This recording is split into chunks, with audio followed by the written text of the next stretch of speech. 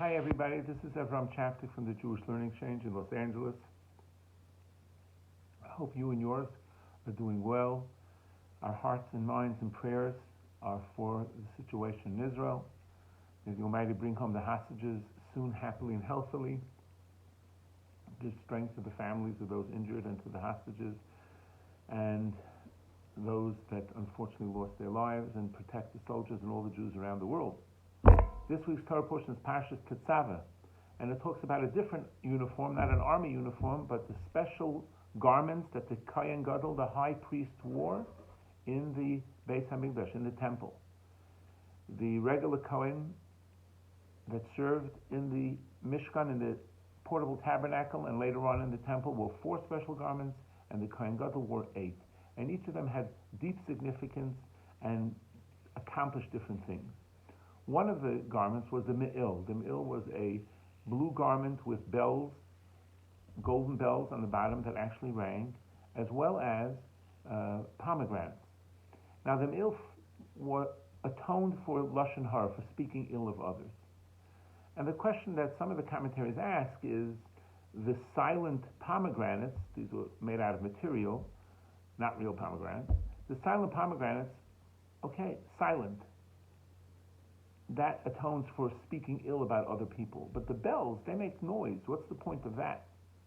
Well, part of the answer that the bells were there to let people know that the Kohen Gadol, the high priest, is coming, and it was like an announcement of his imminent arrival. But let's take a little bit deeper. One of the other stunning 8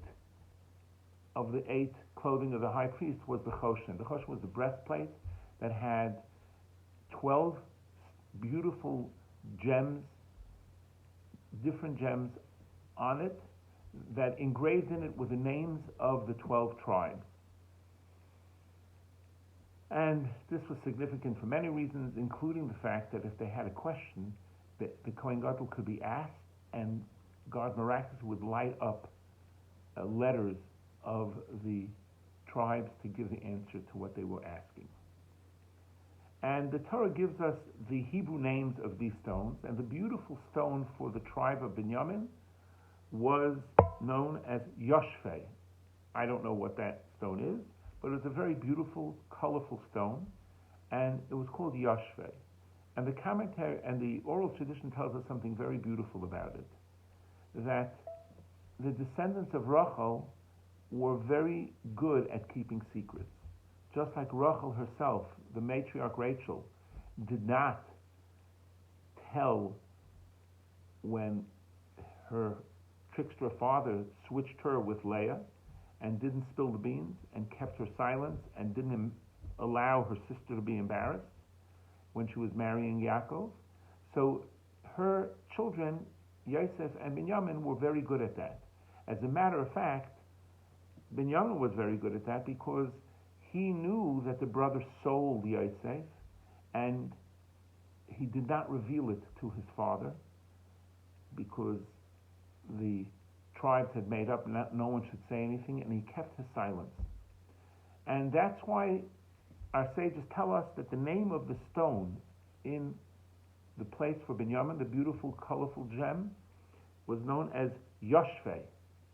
And that's really breaking apart. Take away the name Yoshveh and split the letters Yud Shin of Pei Hey, you have Yesh Peh. He had a mouth. He had a mouth. He didn't use it. So the Chidush Shirim, one of the great Hasidic masters, asks a very poignant question. He says, why should the stone be called Yoshveh? It should be called Ein Peh.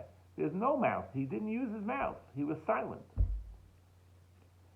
And the Chidushim gives a fascinating insight. He says, Yesh Peh means you have a mouth, you know when to use it. You're a master of your mouth. Sometimes you use it, and sometimes you don't use it. And that's a very important lesson for us, because just being silent is sometimes a very good thing, but sometimes you need to know when to say something. And going back to the me'il, we had the bells that make noise. Why would the garment to atone for speaking ill about others have noise about it? And the answer is because it's to atone for when you were supposed to be silent, and also atone for when you were supposed to speak up. Maybe stick up for somebody. Maybe give a compliment. Maybe say hello. Say thank you. Say words of encouragement. So the aspect of yesh peh, of having a mouth, is not just knowing what not to say, but also knowing what you should say. And that takes work, and that's an art. And an example of that art form would be the Panovich Rav, the great Panovich Rav who founded the yeshiva in one of the big yeshivas in the world, in Panovich in Bnei Brak. Very special Jew, and there's much to say about him, but I'd like to share one story about him. He was on a fundraising trip, and a secular head of a university who really did not like religious Jews at all was going on a fundraising trip, and he saw the Panovich Rav. And he normally in Israel he would have ignored him, but he said, "Hey, we're in a terminal, not too many Jews around. Let me go over say hello to a fellow Israeli Jew." And he goes over to him. "Oh, Kvod Harav, Honorable Rabbi, how are you?" And the Panovich Rav says, "Oh," gives him a hug, and really gives him a warm embrace, and says, "Shalom Aleichem, welcome." And the professor and the head of the university tells him, "Rabbi, if you knew the sins that I have done, you wouldn't be welcoming me so much." Now listen to the powerful words of the Panovich Rav that apply to all of us. He said, "If only you knew what a holy spark lies within your soul, you would talk differently about yourself." If only you knew the holy spark that lives inside your soul. Those words penetrated deep into this person who was anti-religious. And he said it changed him. He said, "I'm too old to change, to become religious, but I took my Judaism more seriously, and I identified more as a Jew, and I started not doing certain sins, and started doing some positive things." The power of our mouth is a very important tool that as humans we have. And as Binyamin was called yesh peh, he had a mouth. He knew when to use it and when not to use it. May we practice and use our mouth for good things, for prayer, for compliments, for encouragement, for welcoming people, for saying hello, saying thank you, you're welcome, and not use it for the wrong thing, so that our mouth is the pure vessel that it needs to be, so that our prayers for ourselves and for our community and for all of the Jewish people will be answered, because it comes from a place of purity and holiness, because yesh peh, we have a mouth. Have a great Shabbos, all the best.